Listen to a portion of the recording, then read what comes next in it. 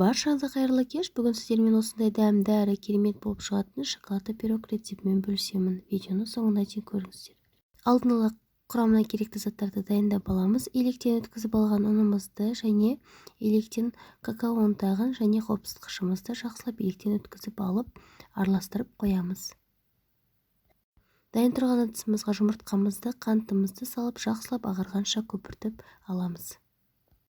Міне көпірді, енді сұйық майымызды және сүтімізді құйып, оны да жақсылап араластырып аламыз. Алдын ала електен өткізіп алған ұнымызды да салып, жақсылап миксердің көмегімен араластырып қамыр жасап аламыз. Міне қамырымыз дайын болды. Алдын ала пергамент қағазына осындай ыдысымызды дайындап алып, қамырымызды құямыз. Пеште 180 градуста 40-45 минуттай пісіріп аламыз. Міне пирогымыз пісіп дайын болды. Ішін спачкидің көмегімен тексеріп аламыз.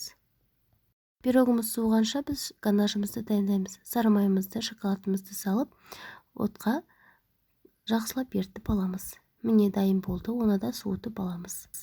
Енді суыған пирогымыздың үстіне ганажымызды құямыз. Ганажымыз да пирогымыз да салқын болуы керек. Міне пирогымыз дайын болды. Рецепт өте оңай. Сіздер де жасап көріңіздер, достар.